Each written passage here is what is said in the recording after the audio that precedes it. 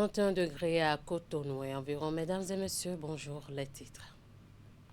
Poursuite de la visite du ministre conseiller à l'enseignement technique sur les sites de construction de lycées scientifiques modernes. Espedi Wessou est allé s'imprégner de l'évolution des travaux sur le chantier de construction du lycée scientifique d'Agbokpa. Les précisions dans ce journal. Dans sa série d'interventions sur les réalisations actées au Bénin par le régime en place, Malik Seibou, membre du Parti Bloc républicain, pose son regard sur le Grand Nokwe. Suivez dans cette édition la substance de son analyse. Et puis, célébration de la GIF 2026 à Poso-Thomas. Rosine Daïpo a saisi l'occasion de cette célébration pour remobiliser les femmes autour du duo candidat de la majorité au pouvoir. Les détails dans un instant. À nouveau, bonjour. Sur ce plateau, je suis avec Dr Ablaub Prudence Ouadjini. Docteur, bonjour. Bonjour Madame la journaliste. Vous êtes avec nous pour parler de la lutte contre la tuberculose au Bénin. Nous allons revenir à vous dans quelques instants. Promotion de l'enseignement technique et de la formation professionnelle au Bénin.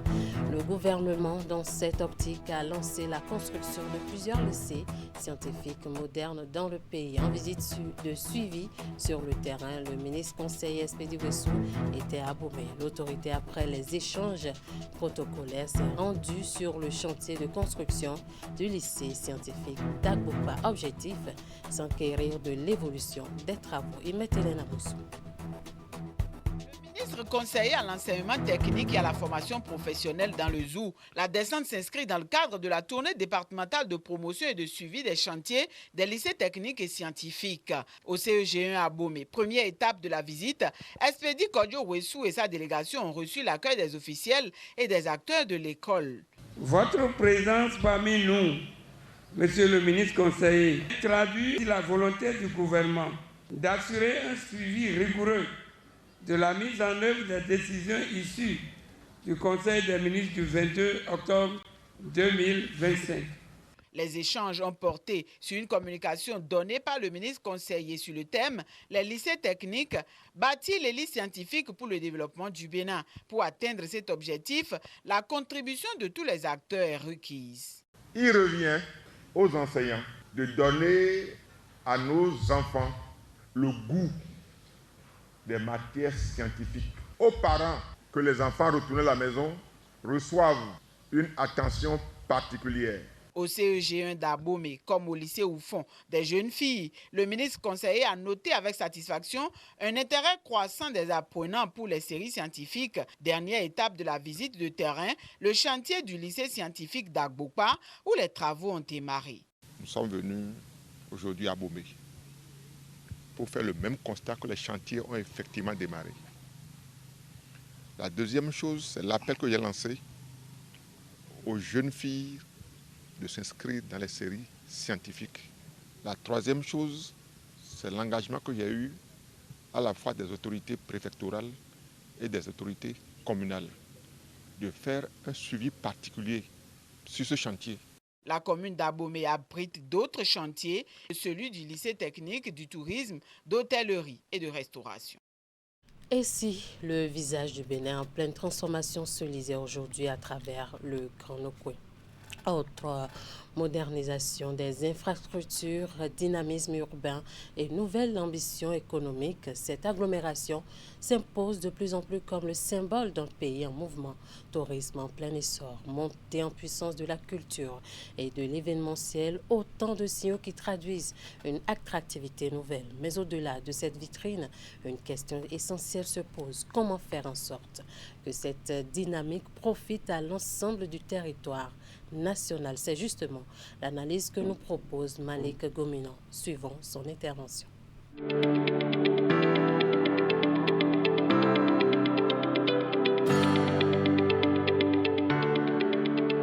Il suffit de voir les images du Bénin nouveau circuler et les gens se demandent s'il s'agit d'un pays africain, s'il s'agit du Bénin qu'ils ont connu. Même nos compatriotes qui ne sont pas rentrés ces dernières années, quand ils rentrent, ils se perdent. Même ceux qui quittent l'intérieur du pays, quand ils viennent, ils se perdent. Ils se demandent si c'est le Bénin qui est devenu aussi beau. Vous avez vu les infrastructures, vous avez vu les chaînes hôtelières. pour accueillir les multiples touristes que notre pays reçoit de plus en plus. Vous avez vu les grands événements musicaux qui se déroulent en fin d'année au Bénin. Le Bénin est devenu le carrefour de l'Afrique. Le Bénin est devenu une terre de ralliement en fin d'année. Vous avez vu les grands artistes qui acceptent de venir. Tout ça, c'est parce qu'il y a les grandes infrastructures qui sont en train de modéliser le Bénin de demain. Et donc, cette fierté que nous avons, il faut souhaiter que cela puisse s'étendre à tout le pays. Ça a commencé, certes, mais il va falloir aussi que ça puisse se poursuivre pour un développement plus équilibré du pays et les choses se feront à leur rythme. Vous avez vu que toutes les régions du Bénin réclament déjà la gestion des déchets parce que nous avons vu ce qui se passe dans le Grand Nokoué. C'est notre fierté à nous tous. Donc, le Grand Nokoué a été le modèle pour les 10 années qui se terminent très bientôt et l'intérieur du pays va ressembler au Grand Nokoué pour les années qui viennent. Les chaînes hôtelières qui poussent à Cotonou et dans le Grand Nokoué font que les touristes arrivent. Il y a des tours opérateurs qui mettent systématiquement destination Bénin. La fête du Vaudou en début d'année qui fait que le Bénin est le centre de ralliement de nombreux touristes qui viennent et qui dépensent leur argent dans notre pays. Nous avons vu aussi le retour de nos frères des Amériques qui reviennent pour se ressourcer au Bénin. Avec les infrastructures qui les accueillent, le tourisme est devenu le deuxième axe de développement de notre pays et le souhait, c'est qu'il devienne le premier très prochainement. Et donc cela met une responsabilité sous le prochain président qui sera élu le 12 avril prochain. Et donc il doit pouvoir perpétuer ce qui a été fait et aller encore plus en profondeur parce que notre pays est producteur de peu, héritier de peu. Nous pourrions devenir un grand dragon rien qu'avec le tourisme et les bases saines d'un tourisme ont été posées. Il suffit juste de les fructifier. Il fut un temps, il n'était pas possible à Cotonou d'avoir des grands sommets parce que nous n'avons pas l'infrastructure hôtelière. Cela, c'est désormais du passé. Nous voyons que Cotonou est devenu le centre de grandes rencontres. Et en fin d'année, nous voyons au niveau de l'événementiel. Les grands artistes que les gens n'arrivent pas à voir en Europe ou aux États-Unis, ils viennent au Bénin en fin d'année. Et Cotonou est devenu le rendez-vous immanquable pour les fêtes de fin d'année parce que le parterre des artistes qui viennent, qui prestent en 2 jours, font que les gens prennent ce rendez-vous-là et quittent les différents pays, déjà d'Afrique, ensuite l'Europe et des États-Unis pour pouvoir venir trouver ici de la place pour la prestation de leurs artistes. Nous pouvons en être fiers et nous dire que Cotonou est devenue la capitale de la culture.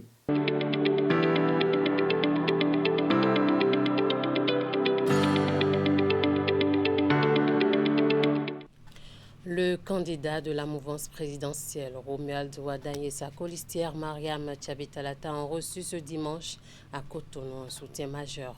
Au lendemain de la présentation de leur projet de société, le mouvement Voix de Femmes pour Wadagni a tenu ce 22 mars une mobilisation de soutien.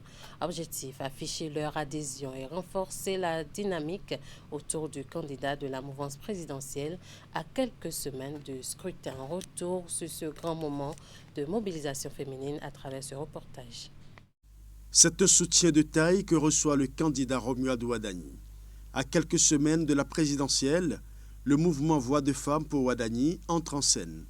Réunies autour d'un même idéal, ces femmes du ministère de l'économie et des finances, des structures sous tutelle, mais aussi du milieu entrepreneurial et commercial, adhèrent au projet de société de Romuald Wadagni sous le regard de l'ancien président de la République, Nicéphore Dieudonné Soglo.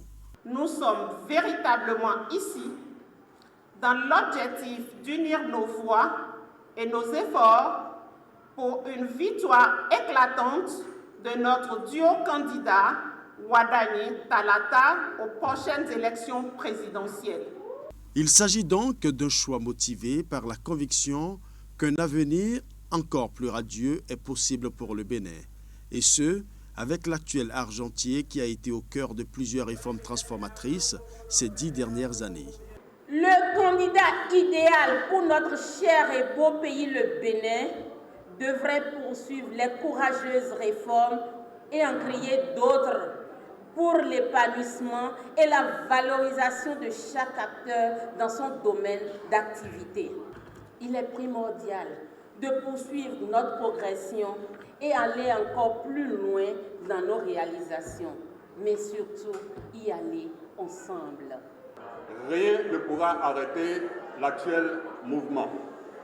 Les personnes sont compétentes, hyper déterminées. Ce sont des bourreaux du travail. Mesdames, vous ne vous trompez pas. Mes sœurs, vous ne vous trompez pas. Votre amour maternel doit les accompagner.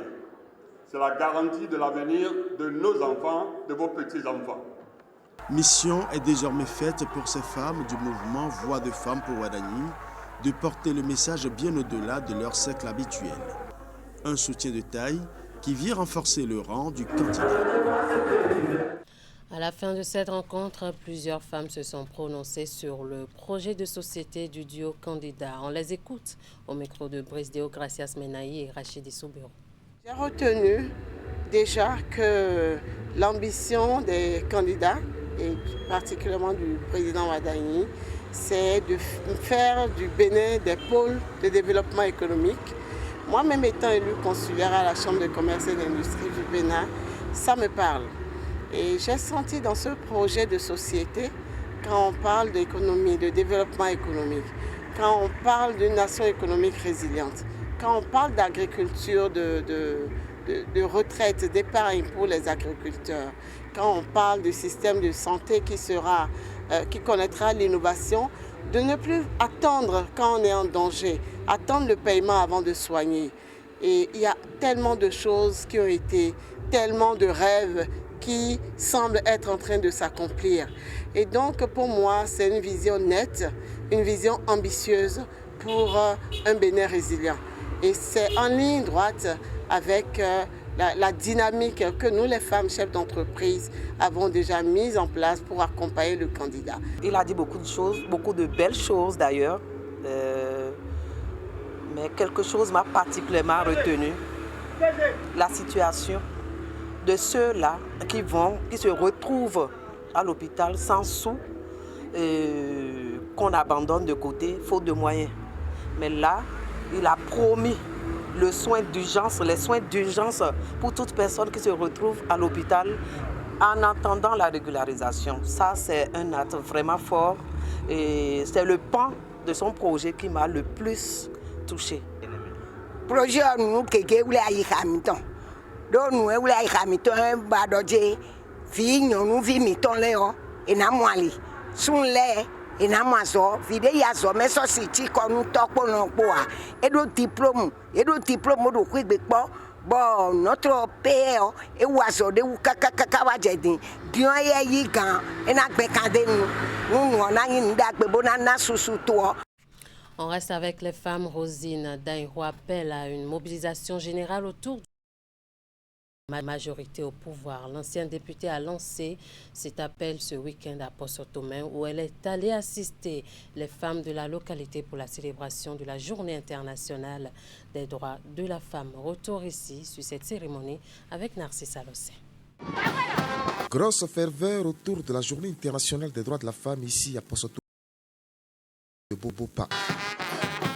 Dans un élan de solidarité, plusieurs groupements féminins ont communié avec une invitée de marque, l'ancienne députée Rosine Daïro.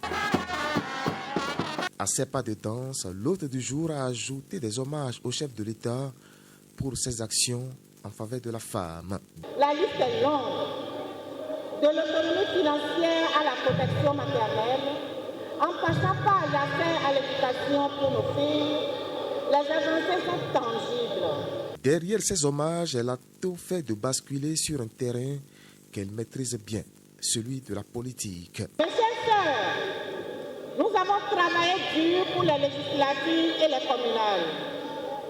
Mais pour que nos projets ne restent pas des promesses, pour que notre commune rayonne, nous avons besoin de leadership forts, unis et complémentaires. Et selon l'ancienne élue de la 18e circonscription électorale, c'est le duo candidat Romuald Ouadani, Mariam Tchabi Talata Zimé qui incarne cette complémentarité. Ils ont la vision, l'ancrage local et l'énergie nécessaire pour porter le Bénin encore plus loin et vers de nouveaux horizons. Et dans cette salle de fête pleine à craquer ici à Posotomain, La principale oratrice du jour a appelé à une mobilisation générale autour du duo candidat de la majorité au pouvoir. En soutenant cette candidature, nous ne faisons pas un choix politique opportuniste.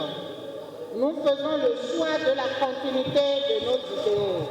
Membre fondatrice du Parti Bloc républicain, Rosine Daniho a été élue plusieurs fois députée. Un parcours politique salué à travers des pas de danse au cours de cette célébration de la GIF à Poso-Toumé. La famille des mouvements de soutien au duo de la mouvance s'agrandit. Dans la 9e circonscription électorale regroupant Dassa Savalo et Bantel, les jeunes se sont mobilisés pour accompagner le candidat à la présidentielle successeur de Patrice Talon et sa colistière baptisée les Messagers de Romuald Wadain.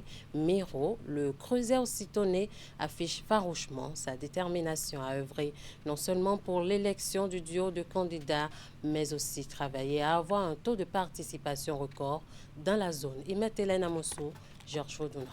Encore du soutien pour Wadain dans la 9e circonscription électorale. Cette fois, ce sont les jeunes regroupés au sein du mouvement Les Messagers de Romuald Wadain. Mobilisés pour cette sortie, ils ont à l'occasion notifié leur engagement en faveur du duo Wadain-Talata pour l'échéance électorale du 12 avril prochain. Nous croyons que notre candidat Wadain Romuald est le mieux placé pour continuer à défendre les intérêts des femmes et des familles de notre pays. Comprenez avec moi que le duo porteur d'une femme est le duo de l'espoir. Romuald Wadain, artisan majeur de la réforme économique et financière de notre pays, incarne la compétence, la modernité et la continuité stratégique. Il maîtrise les enjeux. Avec Mariam Chabi Talata, c'est un duo d'équilibre, d'expérience et de stabilité qui s'offre au peuple béninois. Reçu par l'honorable Bertin Tamayon, ils lui ont demandé de porter directement au candidat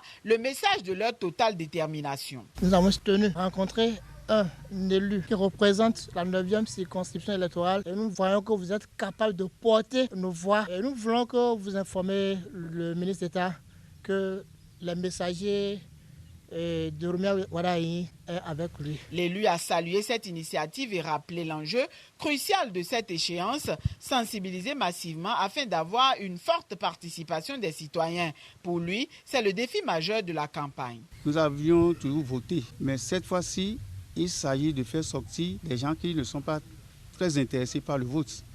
Ils s'appellent partir à toutes les catégories. Et je voudrais, à partir de ce moment, compter sur vous. Quant aux jeunes, ils se disent prêts à relever le pari, convaincus que leur duo n'est pas un choix du hasard. Ils promettent de se déployer sur le terrain pour que toutes les couches sociales de ce recoupement électoral se rendent aux urnes. La communauté internationale accentue la sensibilisation contre la tuberculose chaque 24 mars. Par anticipation à la commémoration de cette journée, on reçoit sur ce plateau Dr Prudence Ablor-Wachinou. Il est pneumologue, maître de conférences agrégé à la faculté des sciences de la santé. Bonjour, docteur. Bonjour, madame la journaliste. Alors, dites-nous déjà, c'est quoi la tuberculose? D'entrée de jeu, je voudrais vous remercier pour cette occasion que vous nous donnez de parler de la tuberculose. Et la tuberculose est une maladie infectieuse contagieuse qui est due à un microbe qu'on appelle le bacille de Koch, en abrégé BK. C'est une maladie qui attaque de façon préférentielle les poumons, mais tous les organes peuvent être atteints. Les os, les ganglions, parfois même une partie du cœur, ça peut être partout.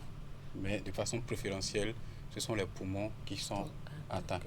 Alors cette maladie va se transmettre essentiellement par voie aérienne. C'est lorsque un individu qui souffre de la tuberculose, notamment la forme pulmonaire, va tousser, va éternuer, qu'à travers cela, il y a des gouttelettes qui vont se propager dans l'air, et un individu sain va donc inhaler ces particules qui vont se retrouver dans ses poumons, et c'est à partir de là que la maladie va s'installer. il y a d'autres éléments sur lesquels je vais revenir dans la suite de notre entretien. Alors, le Bénin lutte depuis plusieurs années déjà contre cette maladie. Nous avons un centre de prise en charge qui est à Papa Abokekodji, le Lazaret. Aujourd'hui, quel est le bilan que l'on peut faire? Alors, le bilan que nous pouvons faire, nous pouvons quand même déjà dire que le Bénin a fait d'importants progrès ces dernières années, grâce aux efforts du gouvernement et des partenaires.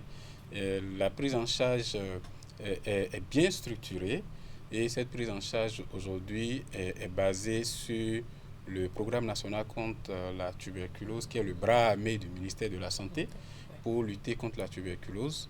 Et nous avons aujourd'hui plus de 90 centres de dépistage et de traitement de la tuberculose qui sont répartis sur toute l'étendue du territoire.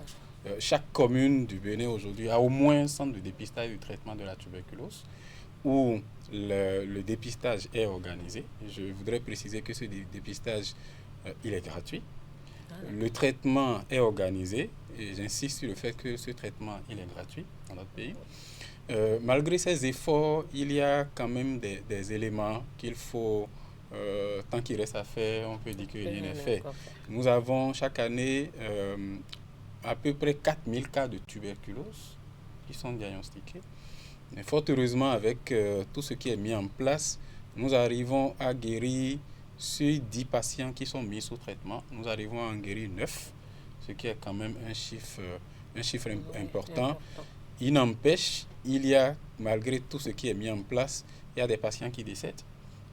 Nous avons à peu près, on va dire, entre 250 et 300 cas de tuberculose, de sujets chez qui on a diagnostiqué une tuberculose et qui décèdent. Sans parler très certainement de sujets qui attrapent la tuberculose et qui décèdent en communauté avant le diagnostic. Donc quand on voit tous ces éléments-là, oui, il y a beaucoup de progrès qui ont été faits, mais il y a encore quand même quelques situations sur lesquelles nous devons continuer à travailler. Alors, vous l'avez dit tout à l'heure, il y a de nouveaux cas qui sont détectés chaque année. Quelle est la stratégie qui est mise en place pour leur prise en charge déjà et pour éviter de nouvelles contaminations surtout?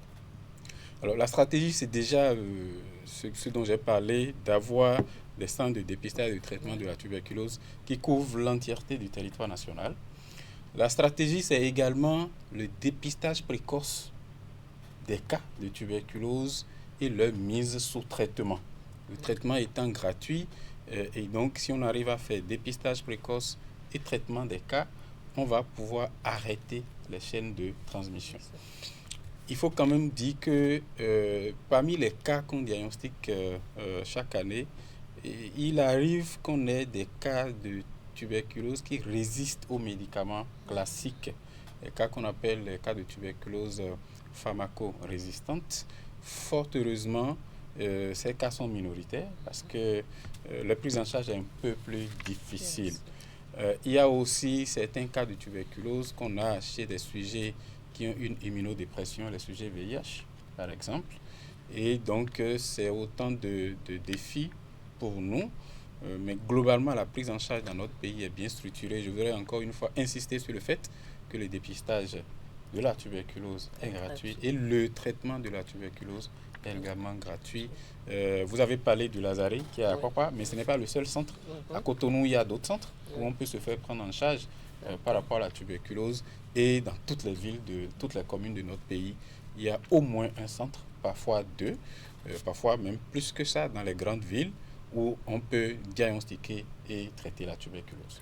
Alors, le dépistage précoce est le meilleur traitement préventif. On est à la maison. Quels sont les signes d'alerte de la tuberculose? Question très importante, parce que si on veut dépister les cas, il faut pouvoir s'appuyer sur des signes qui vont orienter, qui vont alerter. Et donc, tout sujet qui tousse depuis 2 semaines, pour nous, est un sujet qu'il faut investiguer. Donc, le message important à passer, c'est que lorsque vous avez quelqu'un à domicile qui tousse depuis au moins 2 semaines, il faut l'orienter vers un centre de santé. Même si ce n'est pas un centre de dépistage de traitement de la tuberculose, l'orienter vers n'importe quel centre de santé. Et à partir de là, si c'est quelqu'un qui répond à la définition de suspect de tuberculose, il sera orienté dans le circuit vers un centre qui peut diagnostiquer et prendre en charge le malade. Et donc, le message important, c'est que cela se fasse le plus tôt possible pour ne pas laisser, si au cas où ce serait un patient tuberculeux, qu'il ne reste pas dans la communauté à transmettre le microbe de la tuberculose. Alors, un petit message pour finir cet entretien. Alors, le message, c'est véritablement de demander aux communautés de rester vigilants et d'orienter vers les centres de santé les patients qui ont une toux qui commence à traîner un peu plus. Et peut-être un dernier message par rapport à l'hygiène de la toux. Même si on ne connaît pas la cause de la toux, il est conseillé de ne pas tousser en l'air, utiliser son coude pour tousser dans le coude ou au moins se protéger la bouche lorsqu'on est en train de tousser. Quelle que soit la nature de cette toux-là, voilà des mesures de prévention qui peuvent aider. Mais le plus important, c'est de s'orienter vers un centre de santé si on tousse depuis au moins 2 semaines pour se faire dépister. Merci beaucoup à vous, Dr Ablo Prudence Ouacheno. Je rappelle que vous êtes pneumologue, maître de conférence agrégé à la faculté des sciences de la santé. On retient que la tuberculose est bien traitée au Bénin. Le traitement est bien gratuit et le dépistage surtout. Donc, il faut se dépister de manière précoce. Nous allons poursuivre dans cette édition. Au-delà des partages de repas à la maison, le Ramadan a également été célébré au niveau des places publiques. C'est le cas de la plage de Fidjosé de Cotonou, transformée en véritable point d'attraction. En solo ou en groupe, les fidèles musulmans se sont nombreusement rués vers le site pour colorer leur journée de célébration de la fin du mois de jeûne. Le constat de Lucrèce Okudjo et Simon Rolonou est présenté ici par Hugues Vingbe. Je suis très content d'être ici à la plage avec ma famille. Après 30 jours de jeûne, de prière et de partage, les fidèles musulmans considèrent l'Aïd el-Fitr comme un moment de joie et d'action de grâce. À Cotonou, ils ont choisi les plages pour poursuivre la célébration. Seuls, entre amis, en petits groupes ou encore en famille, ces fidèles s'organisent selon leurs moyens pour se faire plaisir ici, dans ce sable, observant le spectacle continu des vagues de la mer. On a décidé avec les enfants de venir prendre un peu d'air après 30 jours de jeûne. C'est juste pour faire plaisir aux enfants qu'on est là ce soir. On a bien vécu ce mois en bonne santé et c'est parti, nous a laissé en bonne santé aussi. On est arrivé à prendre de l'air, comme c'est notre jour de la fête. Nous avons mangé, nous avons fait des déplacements vers la plage, vers l'Amazone, un peu partout pour se distraire, pour manifester notre joie, pour dire merci à Dieu. Nous avons commencé bien les carêmes et nous l'avons terminé. C'est action de grâce. Pour ces fidèles, la fin du Ramadan ne signifie pas la fin des bonnes pratiques. Ils ont encore à l'esprit les principes et préceptes qui leur ont été enseignés tout au long de ces jours de jeûne. On doit continuer. Ce n'est pas parce qu'on a fini le jeûne que les prières sont finies. Je remercie Dieu le tout miséricordieux et je rends grâce et je dis à toutes les musulmanes qu'Allah le tout miséricordieux nous fortifie toute la foi et nous augmente la foi. Bonne fête à tous. Entre réjouissance et rappel à la fois, l'Aïd el-Fitr se célèbre dans la joie, mais aussi dans la continuité des valeurs spirituelles. À Djougou, la nuit de l'Aïd el-Fitr a été marquée par des scènes d'occupation des voies publiques sur les grandes artères. Fêtards et usagers de la route ont cohabité dans des conditions parfois risquées. Cette réalité inquiète et appelle à un sursaut collectif pour éviter des incidents que cet envahissement engendre souvent. Abdou Sabi Idrissou. À Zongo, le calme apparent contraste avec l'ambiance de fête.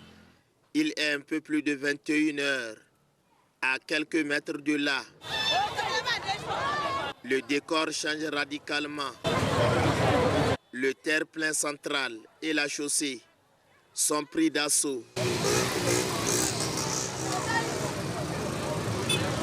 Les allers-retours des fêtards perturbent la circulation. Devant notre caméra, des jeunes se font remarquer. Grimaces, gestes, ils cherchent à se faire filmer. Sur la chaussée, Les conducteurs peinent à se frayer un passage pendant que des groupes de jeunes dansent en toute insouciance. Un phénomène qui prend de l'ampleur. À la place officielle, Idi de Djougou, le maire tire la sonnette d'alarme. Je fais un appel à la jeunesse de rester disciplinée. La fête, ce n'est pas le désordre. Ce n'est pas le désordre. Ici Foualidou, chroniqueur à Radio Solidarité FM, dénonce la situation et appelle à des mesures pour désengorger les artères principales. Je me suis dit que dans ma chronique hebdomadaire de jeudi sur Solidarité FM, il fallait évoquer le fait pour non seulement rappeler l'urgence aux autorités, mais également appeler les parents à jouer leur rôle en gardant les enfants chez eux ou en sensibilisant. Et là-dessus, on avait proposé deux solutions. Soit on fait descendre les forces de sécurité sur les lieux le jour pour qu'on évite qu'on prenne d'assaut les principaux artères, au moins pour qu'il y ait la circulation. On ne refuse pas aux enfants de sortir pour festoyer, mais pas sur quand même les principaux artères où la route est commune, elle est à tout le monde. Ou soit, à défaut, qu'on puisse offrir l'occasion à cette couche juvénile d'exprimer son énergie quelque part. À la place de l'indépendance, s'il y a un concert gratuit, ils iront regarder. En attendant des actions concrètes, la fête se poursuit au risque de provoquer des incidents. Et voilà qui boucle ce 13h au Bénin. Merci de nous avoir suivis. Merci à toute l'équipe de rédaction, de réalisation et de diffusion. Passez un très bel après-midi en compagnie des programmes de Canal 3 Bénin.